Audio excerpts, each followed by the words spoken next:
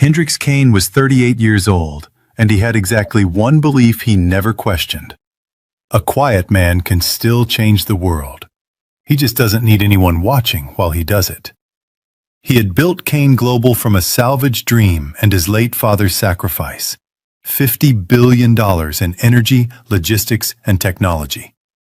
And yet, on a Tuesday morning in late September, inside the kitchen of his River Oaks home, the woman who had stood before God and their families and made a promise was leaning against the granite counter, touching up her lipstick, and speaking into her phone as if the words were meant for the drain. Today, you're going to meet a real man. She wasn't speaking to Hendrix. She was speaking to Tyler Grant. Hendrix heard every word. He didn't flinch. He didn't slam a cabinet.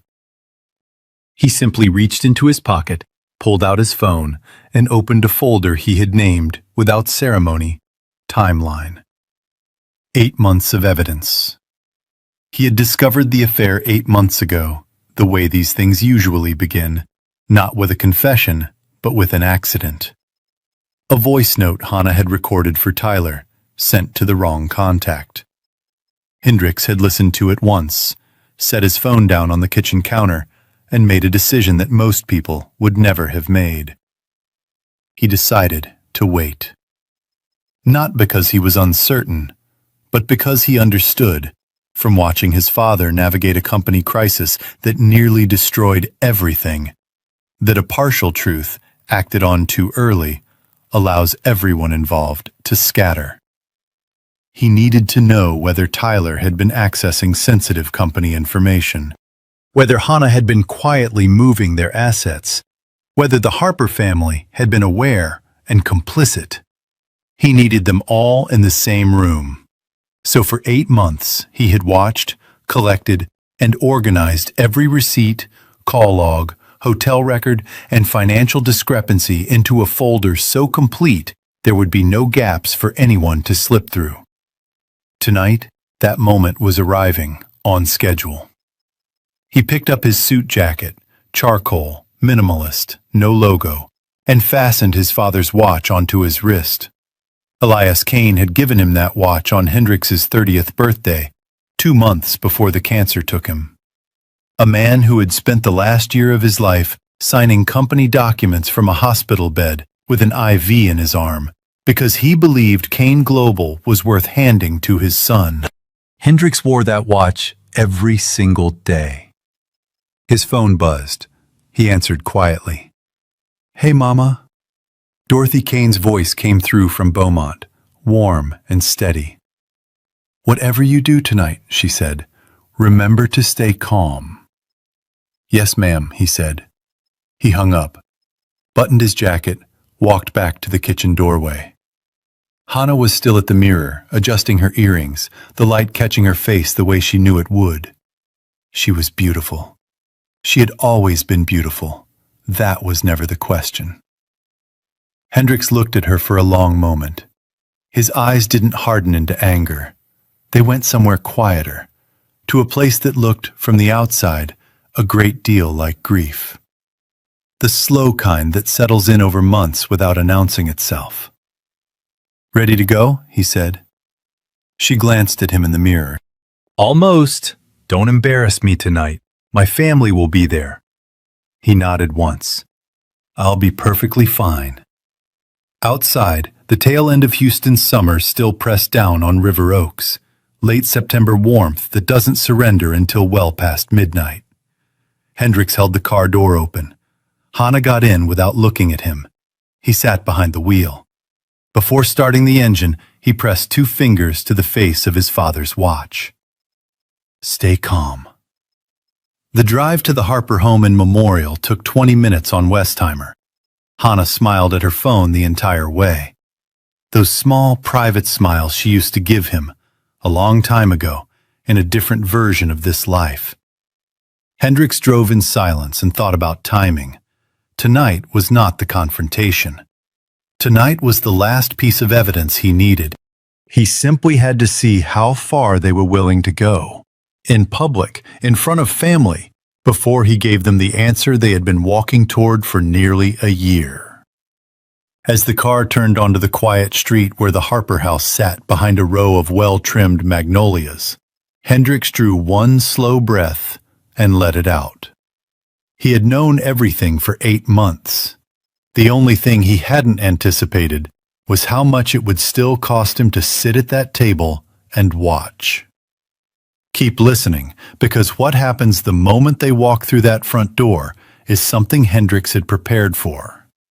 But not every wound, it turns out, can be prepared for. The Harper house on Crestwood Drive in Memorial announced itself the way certain families do, not with warmth, but with deliberate display. 2 stories of red brick and white columns, a fountain running in the circle driveway that Hendricks had never once seen turned off. The kind of house that says, "We arrived. Did you?" Hannah checked her compact mirror before they reached the door. She hadn't spoken to Hendricks since they left River Oaks. Evelyn Harper opened the door before they could knock. Silver hair perfectly set, cream blazer, and the expression of a woman who had scripted the evening and was simply waiting for the players to arrive. She pulled Hannah into a long embrace, then turned to Hendricks. "Hendricks." One nod, the kind you give a repairman who showed up on time. "Evelyn." "Beautiful home, as always." Inside, Harold Harper stood near the wet bar, 65, former director of a small bank in Katy, a credential he surfaced at regular intervals regardless of context. He glanced up when Hendricks came in. "Still at that consulting firm?" No real curiosity behind it.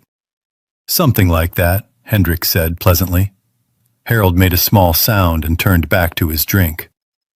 What was unfolding in that room had a name: relational diminishment, reducing a person through accumulated small gestures. A name said without warmth, a question asked without interest, a seat at the far end of the table. None of it dramatic enough to confront, all of it deliberate enough to feel. The Harper family had been doing this to Hendricks for years. What made it possible was confirmation bias anchored through a trusted source. When someone we love tells us who a person is, we stop looking for other information. We simply confirm the verdict already handed to us. Hannah had been narrating Hendricks' story to this family for a long time, and they had accepted her version without ever checking the original. Kellen Harper was already at the dinner table, 37, leaning back with the ease of a man who considers himself the authority in any room. He grinned when Hendricks came in. The quiet man himself. "Kellen," Hendricks shook his hand. "Hannah told Mom back in the spring she was tired of waiting for you to finally succeed. Said there's only so long a woman can be patient." He let that sit on the table, like a dish nobody ordered. Evelyn cleared her throat from the kitchen. Harold took a slow sip. Hendricks looked at Kellen with the stillness of a man who has nothing to prove. He picked up his water glass, took a measured sip, set it down without a sound. He did not respond. Some rooms don't deserve your best sentences. His place setting was at the far end of the table, near the wall.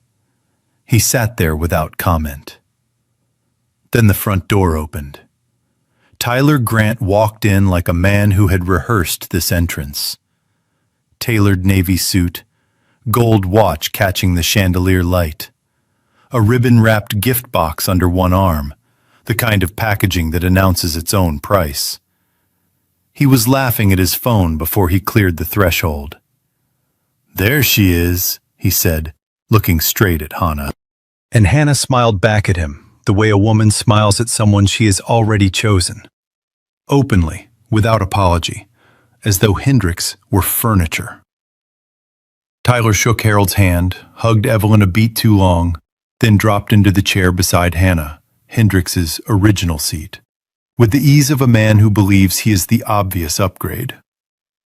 "I was telling my contact at Woodway Energy," he said, reaching for the breadbasket, "that the Gulf Coast logistics contract I'm signing next week opens up everything down here. Real money. My name on it." He tapped the table twice. "That's how you build a legacy." Harold raised his glass.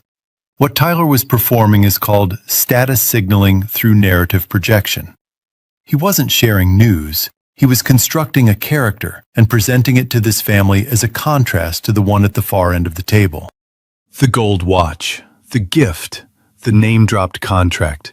Each detail was an argument he was making without stating it directly. Compare me to him. I win.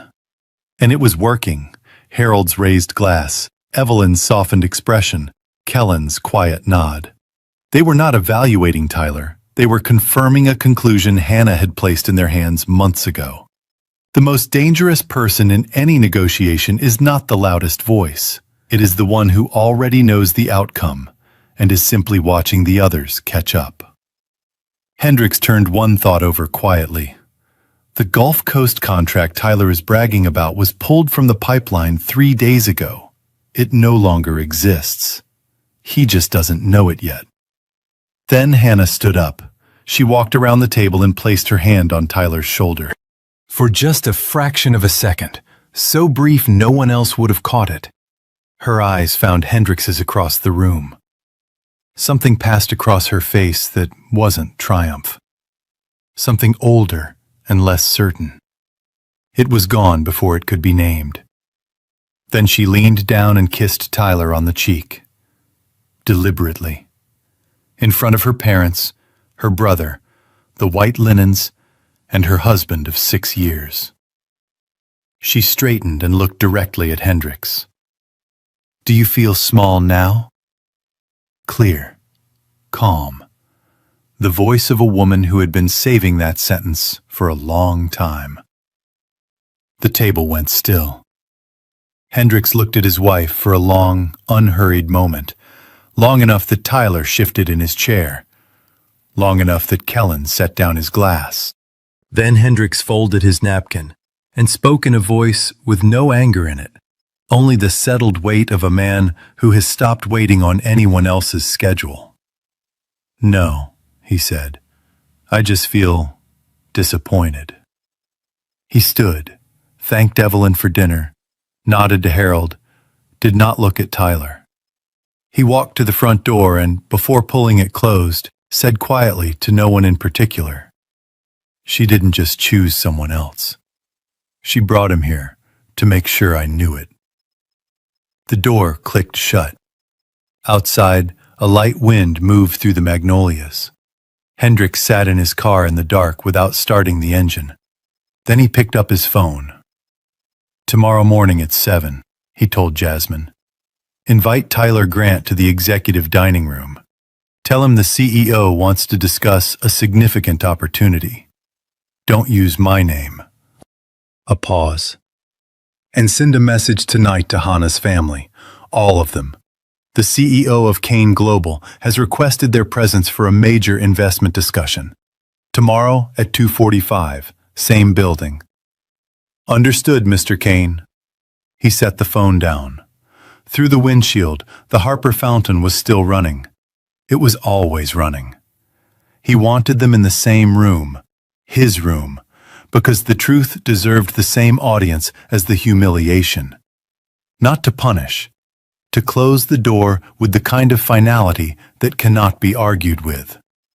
He started the car and drove home through the dark. The quietest person at that table was the only one who knew exactly what came next. Real power rarely announces itself over dinner. It shows up the following morning, at 7 a.m., 34 floors up, with a view of the entire city. Hannah kissed her lover at the dinner table, right in front of her husband of 6 years. Type 1 if Hendricks should have walked out right then and never looked back. Type 2 if what he did the next morning was the most powerful move of his life. Or tell us, have you ever stayed quiet in a room where you already knew the truth? Drop your story below. Stay with us, because Tyler Grant is about to walk into a meeting he thinks is a promotion. He has no idea who is sitting at the head of that table. The executive dining room on the 34th floor of 811 Main Street was not designed to intimidate.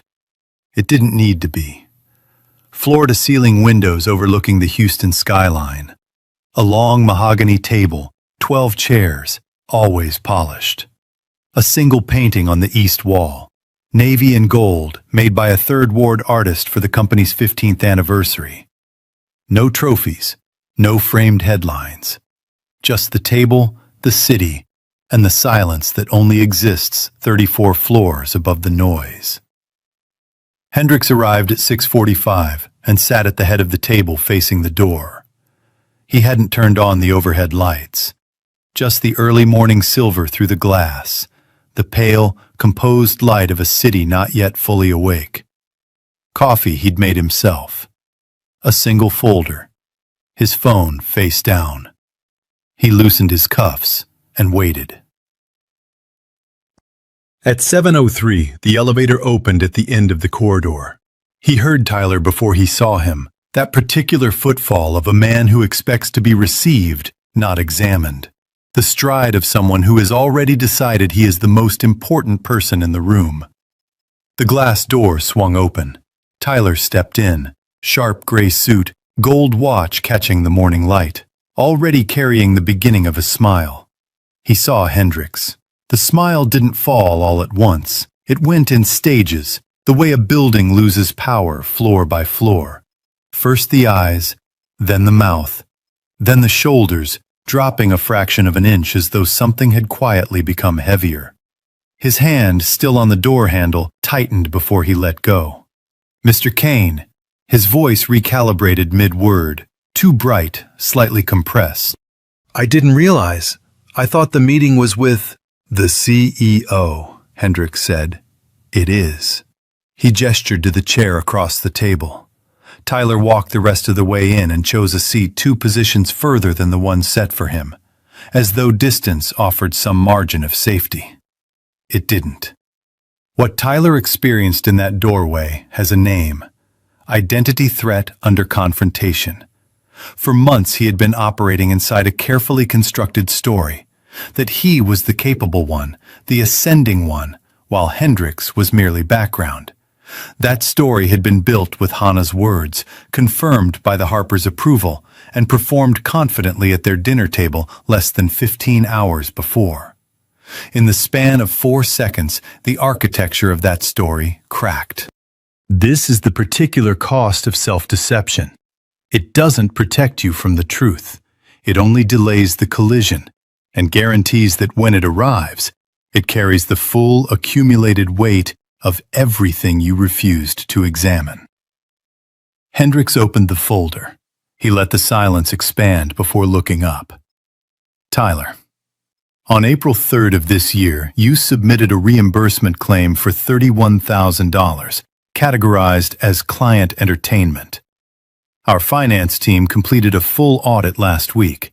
$11,000 was legitimate. The remaining $20,000 was personal. 2 hotel stays in San Antonio, a jewelry purchase on Post Oak Boulevard, and a deposit on a vacation rental in Galveston for the 4th of July. He looked up directly. The jewelry, a Thursday in April. That same evening, my wife wore a bracelet I had never seen to dinner with her colleagues. I noticed. I said nothing.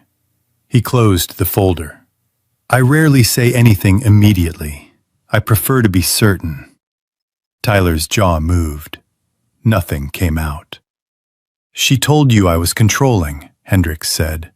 His voice stayed even, not cold, but temperature-controlled, adjusted without announcement. "That I was hiding money. That the marriage was over in everything but paperwork. She believed those things because she had spent 6 years measuring our life against a standard she never shared with me, and using your attention as proof she'd been right to feel shortchanged. I can explain. The personal matter is being addressed through legal channels. What we're here to discuss is the professional dimension of your choices." He pressed the panel button. The screen on the north wall came on. A documented timeline, photographs, itemized receipts, call logs from the company's internal monitoring system, Tyler's own voice, discussing the Gulf Coast contract he planned to claim publicly, discussing Hannah, discussing Hendricks in terms with no place in any professional environment. The room went very quiet. Tyler stared at the screen. His hands found the edge of the table and pressed flat. The way a person presses down when they need to confirm something solid is still there. Behavioral economists call this dual loss shock, losing not just a position, but the identity built around it.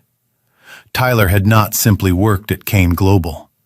He had used this company as evidence in a private argument, proof that he was more capable, more worthy, more real than the man whose name was on the building. Watching that argument dissolve on a boardroom screen, in front of the man he had spent months dismissing, that is not merely a professional setback. It is a structural collapse of self. The gold watch that had felt like a statement at dinner now felt like something very different. The Gulf Coast contract you announced last evening, Hendricks said, was withdrawn from the pipeline 3 days ago. The filing is complete. There is no contract. There never will be. Tyler pressed harder against the table. I promoted you, Hendricks said. His voice did not rise. You came here as a field coordinator, entry level. I believed you had potential and moved you into regional management. I doubled your compensation. I gave you access to rooms and partnerships you had not yet earned. You used that access to misappropriate company funds, to conduct an affair with my wife, and to sit at her family's table and mock the man who had opened every door you were standing behind. Please, Tyler's voice broke. I have people depending on me. I'll pay back everything, just... Your termination is effective today. Benefits end at close of business. Legal will send the grounds for dismissal and the recovery schedule by end of week. He stood, picked up his folder, straightened his jacket, walked to the glass door, paused, did not turn around. Tyler, his hand rested on the doorframe. I didn't promote you because of who you were. I'm promoting you because of who I thought you were becoming. A brief pause. That distinction matters. He walked out. The door closed without a sound. Humiliation that finds you in private is more instructive than any public spectacle. Hendricks gave Tyler one morning to watch his story dismantle. Quietly, professionally, completely. No crowd, no theater, just the truth on a mahogany table with the Houston skyline as its only witness. The most devastating corrections are never the loudest. They are simply the ones that are undeniably true. Tyler Grant left without his badge, without the contract, and without the story he had been telling himself for months. But Hendricks wasn't finished. A second meeting was already on its way up the elevator, and it was bringing the entire Harper family with it. At 2:45 that afternoon, a black town car pulled up to the entrance of 811 Main Street. Jasmine watched from the lobby through the glass. She had sent the invitation herself, worded precisely as Hendricks had instructed. The CEO of Kane Global requests the presence of the Harper family and their associated guest for a discussion regarding a significant investment opportunity. 2:45 p.m. Executive Dining Room, 34th floor. Dress appropriately. No name included, on purpose. Evelyn Harper stepped out of the car first. Cream blazer, silver earrings, the composed posture of a woman who had been waiting her entire life for exactly this kind of invitation. She smoothed her jacket before the car had fully stopped moving. Harold followed, chin up, already reading the building's glass facade with the appraising eye of a man who had once managed other people's money and never quite stopped auditioning for a larger stage. Kellen came next in a blazer a shade too shiny for a Tuesday afternoon. And then Hannah, in a fitted green dress and heels, carrying the quiet brightness of someone who believes the day is about to confirm everything she has decided about herself. She had done her hair. Jasmine greeted them in the marble lobby and walked them to the elevator. Not one member of that family asked whose name belonged to the invitation. Not one of them thought to. That detail, the fact that not one of them asked, is not a small thing. It is, in many ways, the most revealing moment in the entire story. Psychologists call this motivated inference, the tendency to reach the conclusion we most want to reach, and then work backward to build the justification for it. The Harper family had spent years wanting Hendricks to be a certain kind of man, limited, overlooked, easily replaceable. So they had made him that man in their minds, in their dinner conversations, in the chair at the far end of the table. And when this invitation arrived with no name attached, each of them quietly filled in the blank with the version that confirmed everything they already believed. They were not walking into a meeting. They were walking into the consequence of a verdict they had delivered without ever examining the evidence. The elevator opened on the 34th floor. Jasmine walked them down the corridor and opened the glass door of the executive dining room. The room held the full weight of an October afternoon. Long gold light crossing the mahogany table. The Houston skyline spread beyond the windows in the unhurried, vast way of a city that has never needed to explain itself. It was the kind of view that reminded you, without apology, how large a world can be when you have never been asked to see it from the top. And at the head of that table, in a charcoal suit with his father's worn watch on his wrist and his hands folded in front of him, was Hendricks Kane. On the wall behind him, the north-facing screen was dark. The table was set for a meeting. Water glasses, legal pads, the quiet formality of a room that conducts serious business. Beside each seat, a folder bearing the Kane Global letterhead. Evelyn saw him first. She blinked once. Her eyes moved across the room. 2 Kane Global security officers standing quietly near the east wall. The formal arrangement of the table. The folders. Her mouth opened slightly, then closed. Harold stopped mid-step. Kellen made a sound that was not quite a word. Hannah's hand found the back of the nearest chair. Hendricks let the silence hold for a moment, just long enough for the room to rearrange itself in each of their minds. For the investment meeting they had imagined to dissolve, and for what was actually happening to take its place. Then he stood, slowly, fully. The way his father had taught him to stand when something important needed to be said, not for effect, but for clarity. "Welcome to Kane Global," he said. "I appreciate you making the drive from Memorial. Please, come in." No one moved toward the chairs. "I understand the invitation didn't include a name," he said. "Allow me to correct that. My name is Hendricks Kane. I am the founder and chief executive officer of Kane Global. Energy, logistics, and technology operations across 14 states and 4 international markets. Our current asset valuation is approximately $50 billion. He paused, without theater. "This is my building. That is my table. And the CEO you came here to meet today is me." What Hendricks did in that moment was not a performance of power. It was a correction. Clear, documented, undeniable.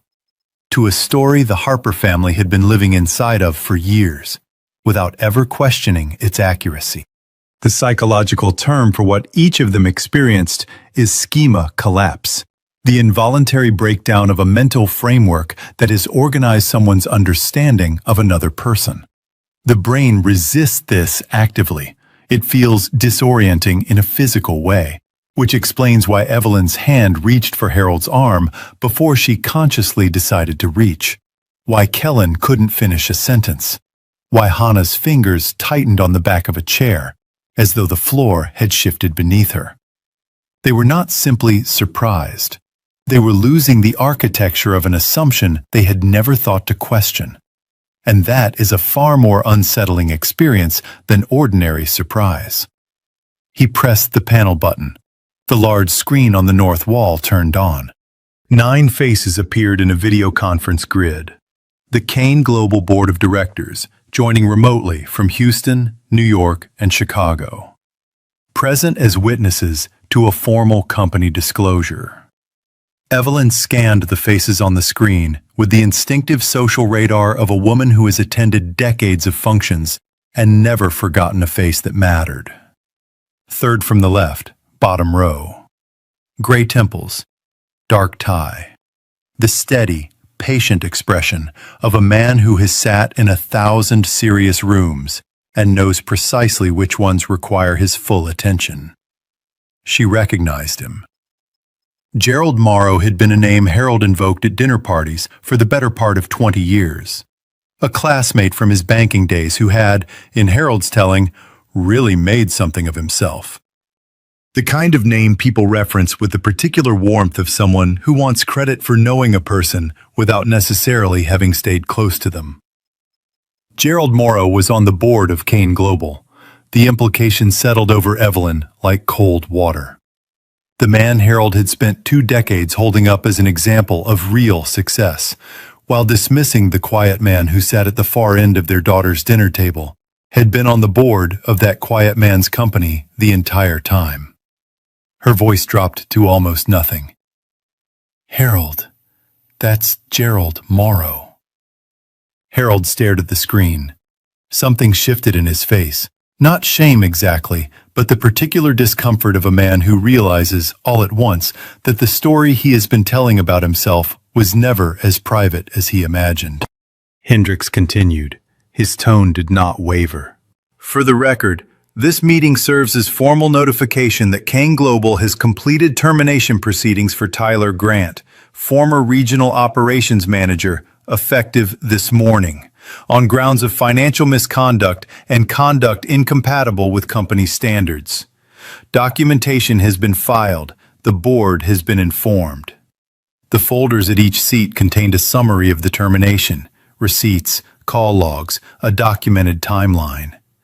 Not to humiliate, to be factual, to ensure that what had happened existed on paper, in the permanent record, and could not later be revised by anyone's memory or preference. "Additionally," Hendricks said, "I retained family law counsel 2 weeks ago and initiated divorce proceedings earlier this week. All parties have been formally notified through their respective legal representatives." The room was very quiet. Then Hannah moved. She came toward him from across the table, and something had shifted in her face in a way that could not be manufactured or recalled on cue. The composure she had been wearing for months, the certainty, the forward-leaning confidence that her family's approval had always given her, it had come undone. What was underneath was rawer and younger and more frightened than anything she had allowed herself to show at last night's dinner table. She reached him. She took his hand between both of hers. Her hands were shaking. And then, in front of the board of directors and the security officers and her mother and father and her brother and the documented record of her choices displayed in the folder in front of every empty chair, she went to her knees. The tears were not the composed kind, not the kind you produce for an audience. These came from somewhere deeper than strategy. The kind that surface when the version of yourself you have been performing collapses all at once, and you can no longer remember who you were before you started the performance. "Please," she said, "I was wrong. I know I was wrong. Please, not like this. Not in front of everyone." Hendricks looked down at her. He did not look away. He let himself see her clearly, without the armor of certainty she had built around herself over 2 years of planning and choosing and justifying. He thought about who she had been when he first loved her. The woman who had grabbed his hand in the dark of a movie theater and leaned her head against his shoulder and said, simply, "I choose you." He thought about how long ago that was. He thought about everything that had been built in the years between that moment and this floor. And then, gently, without anger, without theater, without cruelty, he removed his hand from hers. "I know you mean that," he said quietly. "But meaning it now doesn't change what you chose then. He straightened, nodded once toward the board's camera. The screen went dark. He picked up his folder, buttoned his jacket, walked toward the door. He paused at the threshold, did not look back. "Jasmine will see you out," he said. "Drive safely." The door closed behind him. In the silence after he left, with the October afternoon light still crossing that long mahogany table, something became permanently true for everyone remaining in that room. They had never been evaluating Hendrix Kane. They had been evaluating their own idea of him, a version constructed from second-hand accounts, shaped by their own preferences and blind spots, and the particular comfort of feeling superior to someone. They had mistaken his silence for emptiness, his patience for passivity, his restraint for the absence of anything worth restraining. And here is what this story makes impossible to deny. The person you underestimate has not changed when you finally see them clearly. They were always that person. The only thing that changed was your willingness to look. Hendrix rode the elevator down alone. For the first time in 8 months, his shoulders dropped. Not in defeat, but in release. But the story is not finished, because what he chooses to do in the quiet weeks that follow is not revenge. It is something slower, more deliberate, and far more lasting than that. He walked out of that building and did not look back. But the story wasn't over, because 3 weeks later, a message arrived, and what Hendrix chose to do with it would be the most deliberate decision he made in the entire 8 months. That evening, Hendrix returned to his penthouse on River Oaks Boulevard. He had moved here 3 weeks before the confrontations, quietly, before any of it became visible. Jasmine had arranged the lease. His mother had mailed a small potted rosemary plant from Beaumont in a tissue-lined box with a handwritten note. Rosemary for remembrance, but also for new beginnings. He had set it on the kitchen windowsill without overthinking it. The apartment was spare and clean, good light, a leather chair near the east window looking out over the treetops. A kitchen stocked slowly over 3 weeks. The kind of groceries that mean a man has made a quiet decision to be okay. He hung his jacket on the hook by the door, stood at the kitchen window for a moment. For the first time in 8 months, he didn't feel like he was waiting for something. His phone vibrated. Mama. "Hey, Mama." Dorothy Kane's voice came through warm and unhurried. The voice of a woman who had been praying every night for 3 weeks and was ready to hear it was finally all right to stop. "My son, tell me." "It's done," he said. She exhaled, long and full, releasing everything she'd held through months of careful check-in calls and late-night texts that simply read, "I'm praying for you." "Good," she said softly. "Your daddy would be proud of how you carried yourself." Hendrix looked at the watch on his wrist. "I hope so," he said. "He didn't need to see you destroy anyone," Dorothy said. "He just needed to know that no one destroyed you." They talked a few minutes longer, her neighbor's dog still raiding the garden, the peach cobbler for the church bazaar, the grandchildren's recital next month that he absolutely had to mark on his calendar right now. He laughed, genuinely, the kind that surfaces only when a person finally feels safe enough to let it through. After they hung up, he stood in the kitchen in the particular silence of a room that now belonged only to him. Not a sad silence, an honest one. An honest silence, he was discovering, is its own kind of company. 3 weeks passed. Houston, in mid-October, has a quality summer rarely allows. The heat stepping back, the light going gold in the afternoons. Hendrix had started waking early again, running the trails at Memorial Park before the city fully woke. He was cooking on Sundays, calling his mother every evening at 7. He was sleeping well. He hadn't expected that. After months of lying awake beside a woman whose absence had moved in ahead of her, he hadn't expected silence to feel like recovery. But night by night, it did. He was at the kitchen counter on a Wednesday evening when his phone lit up with an unknown number. He opened the message. "I'm sorry. I was wrong. Can we talk?" No name. He knew. He set the phone down and looked at the rosemary plant on the windowsill, which was, he noticed for the first time, growing. He hadn't done anything particular. He'd placed it in good light and not neglected it. Apparently for Rosemary, that was enough. He thought about what those 12 words had cost Hannah to send. The armor she always wore, the forward-leaning certainty, the performance of a woman ascending. She had set all of it down and pressed send. He understood what that cost. But being moved was not the same as going back.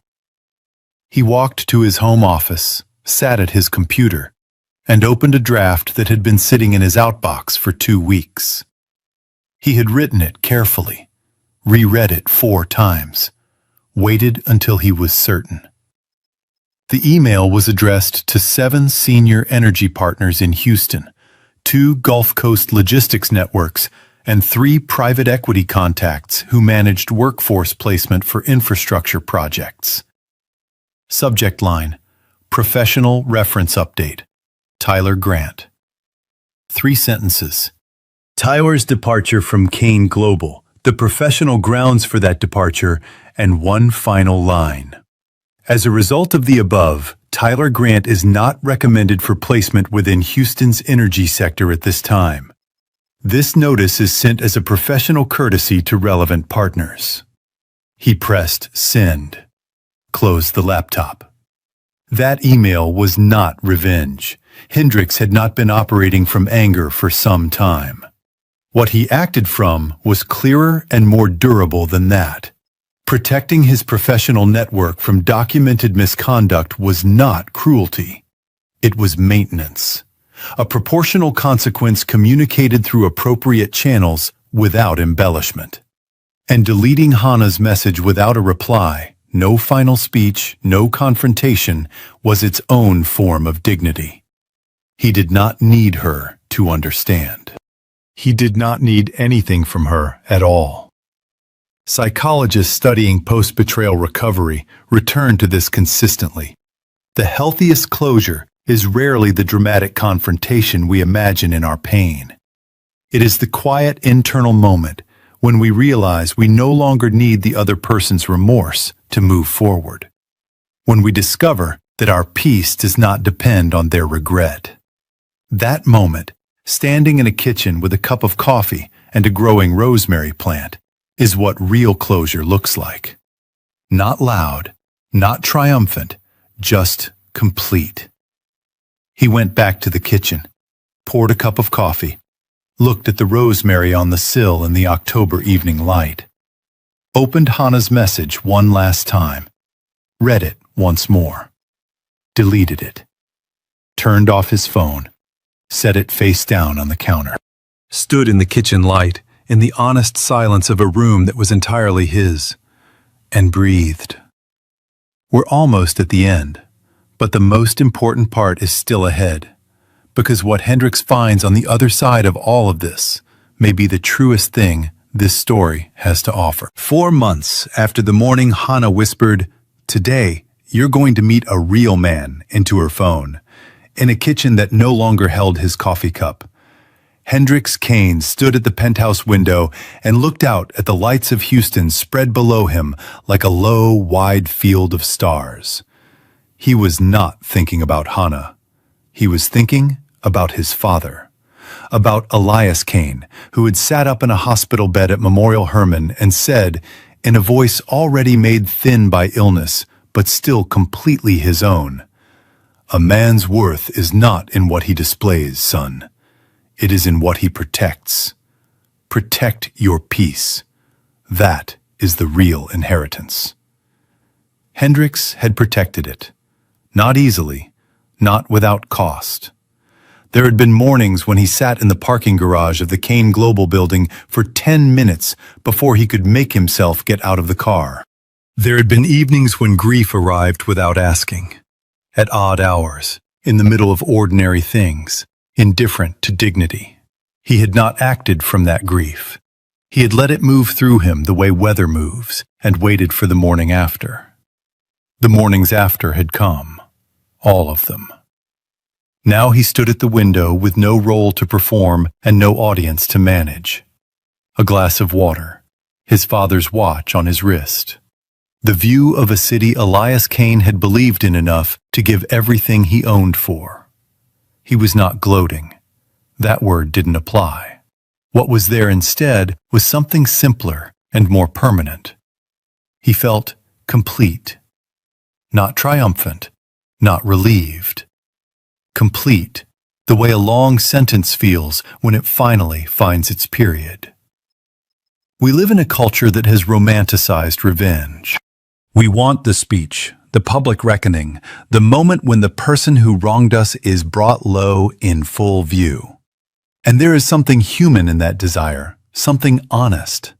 But research on post-betrayal recovery consistently shows people who invest their energy in dismantling the one who hurt them almost always find the result smaller than expected and themselves exhausted in the getting there.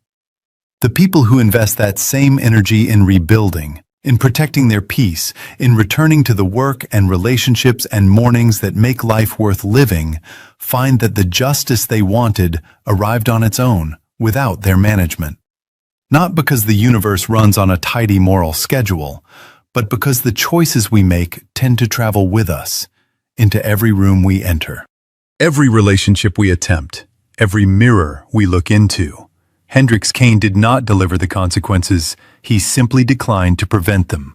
There is a difference, and it is the difference between revenge and peace. On a clear Saturday morning in late October, Hendrix drove to Beaumont and brought his mother back to Houston for the day. They had brunch at a restaurant on West Alabama that Dorothy had clipped from a magazine 6 months ago and kept beside her prayer list, waiting for the right occasion. It was exactly what she hoped. Good food, good light, a booth by the window, no reason to hurry. They walked through Herman Park afterward, slowly, her hand in the crook of his arm. The October light came through the live oaks at a low angle that made everything look like something worth holding on to. Dorothy talked. About Elias, mostly. She told him about the year his father had tried to grow tomatoes on the fire escape of their first apartment and failed at every stage with remarkable consistency. About the way Elias sang off-key to the radio while he cooked, full volume, completely committed, reliably wrong about the melody. And about the night before Hendrix was born, when Elias had driven to 3 different stores at 2 a.m. because Dorothy had mentioned once, in passing, that she missed a particular brand of decaf coffee. Because he was paying attention, she said. That was your daddy. He was always paying attention. Hendrix laughed, the kind that sounds like something being slowly restored. On the drive back to Beaumont, Dorothy fell asleep in the passenger seat. The particular sleep of a woman who trusts completely where she is and who is driving. Hendrix drove through the late afternoon light without the radio, just the road, his mother breathing beside him. He thought about the rosemary plant on the windowsill, growing in the light without being asked to. He thought, I can do that. I can do exactly that. He drove. This story teaches us something that no greeting card will ever say plainly enough. The people who truly saw you, who noticed when you were tired before you said a word, who saved the last piece of pie for you without being asked, who drove to 3 stores at 2 a.m. because you mentioned once that you missed a particular coffee. Those people were the whole inheritance. Not the house, not the savings account, not the china in the cabinet you're still afraid to use. If you are living alone now in a house full of their things, here is something small and real to try. This week, take out one ordinary object that belonged to them, a coffee mug, a worn cardigan, a handwritten grocery list you never threw away. Set it somewhere you'll see it at breakfast. Not to grieve, to remember that being truly known by another person, even for a season, even imperfectly, is the rarest thing a life can hold. Then, The next time your grandchild calls and says they're bored, ask them to come over. Teach them one recipe you haven't made since. Let them measure wrong. Let the kitchen get loud. Because the antidote to being overlooked is not proving your worth to anyone. It is returning, quietly, on a Tuesday, with flour on the counter, to the people who never needed convincing. Human writers poured their soul into these scripts to expose injustice and celebrate humanity. AI served as a